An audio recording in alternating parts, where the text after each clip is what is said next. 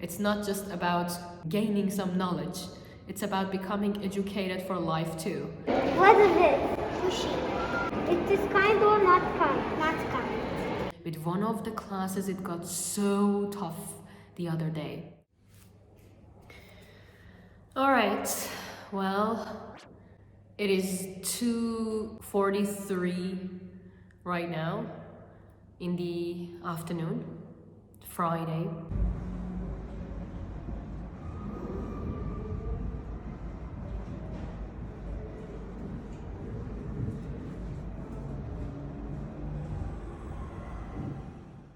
This was one of the toughest Fridays we had ever had, I guess. We're getting closer to the winter break. And once again, because we are getting closer to the winter break, I mean, another semester is about to come to an end. We're all having a hard time.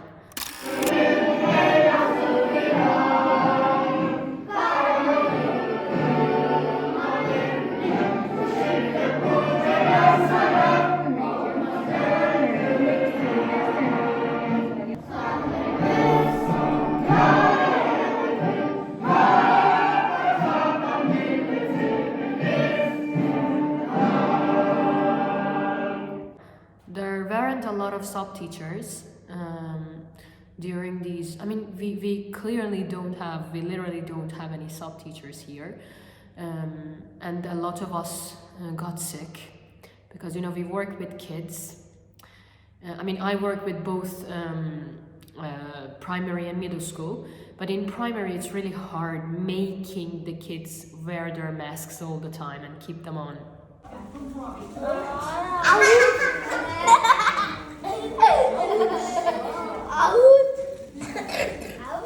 So most of the time we got sick. Even right now I haven't recovered completely. I'm not sure if it was corona or not. I got tested, but it was negative. But yeah, it's been more than 2-3 weeks that I'm sick.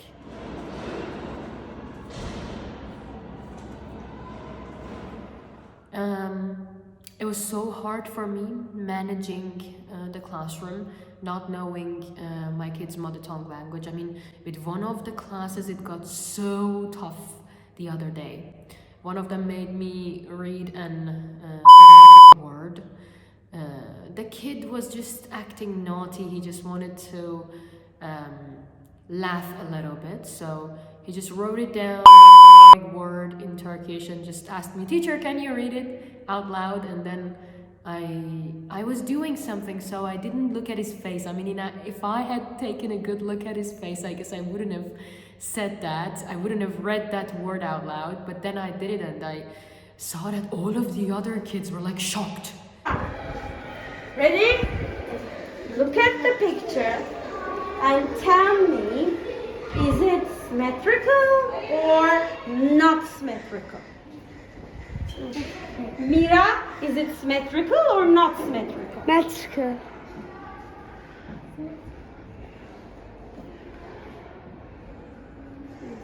Symmetrical. Sarah? Symmetric. I couldn't hear. Symmetric. Jihan? Symmetrical. Are you sure? 100%. Arda? It is symmetric. Dharma? Symmetrical. That's right. Then you have to get the prize. Go to your class. It's in your class. Go. All of them were looking at me in a very shocked way. So that was it. That was the moment. I got angry and I started yelling. Like, what the hell is this? Every day I keep teaching you, we keep teaching you about being kind to others. You know that your teacher doesn't speak your mother tongue language, and then this is what you do to your teacher? And even right now, I feel like,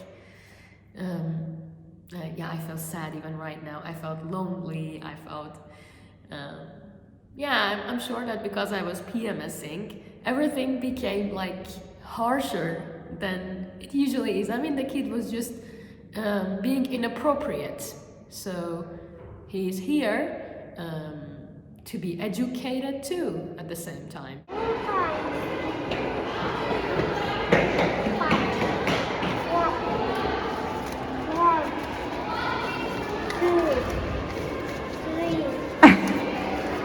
Four. Okay. 5. Which one? Which one? What is it? What is it? Sushi. It is kind or not kind? Not kind. It's not just about gaining some knowledge. It's about becoming educated for life too. So I told him, I am going to use Google Translate. I am going to understand what that word meant and blah, blah, blah. And just like always, I didn't know to say, okay, if I understand what it means, what am I going to do to you exactly? I was so angry, so I was babbling mostly and shouting. I completely lost it. But then when the lesson finished, I went to the school's counselor and I told her this story because I also had another case in that classroom when I was giving them the worksheets. One of the students just, tore the paper and put it in the bin, was sitting, swinging his chair like this, and was like, English is not a lesson. He just doesn't take it seriously because English is just too much fun. So yeah, everything got so tough. I went to the counselor and I talked to her. I told her the story. She panicked, hearing about that erotic word and everything. And the day after that, we went to the lesson together. She started talking to them in Turkish. She asked them what they think goes wrong in English lessons. And they one by one started talking about the problems. Like, for example, we sometimes speak with each other. So speaking when teacher is talking is not appropriate.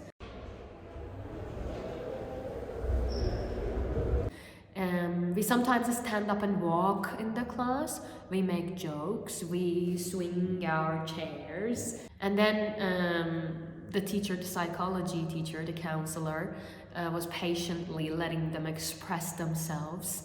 I mean, it was not like after that lesson magic happened in my class and they suddenly started becoming better students, all abiding by the rules and all.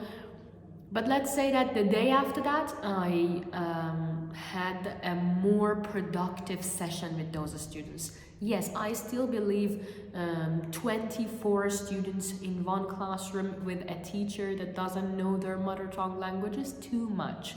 Maybe 10 students in one classroom can be manageable and productive, more productive at the same time. But they say that this is how it works in Turkey.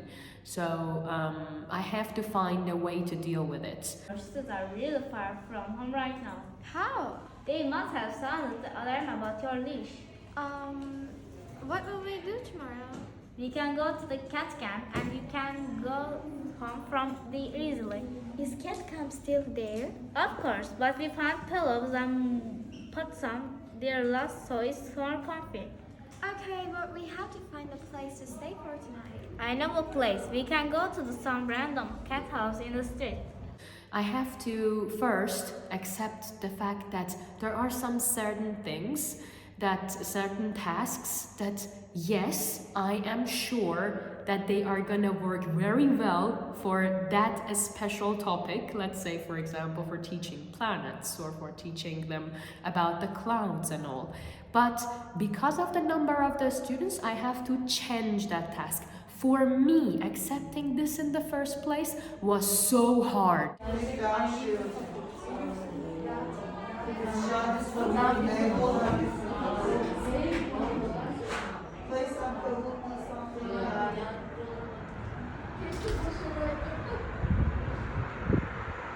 Accepting the fact that, okay, for example, you cannot do this special task in this classroom. Like, you cannot have a ball with you every session because they don't take it seriously. If they see a ball in your hand every session, Like back in Iran, I used to have a ball with me every session. I used to play with flashcards every session because classroom management was different with students who actually I knew their mother tongue language.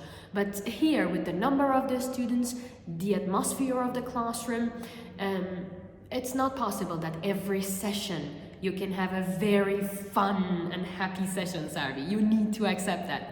So I think accepting that so far has been the hardest thing to do at school.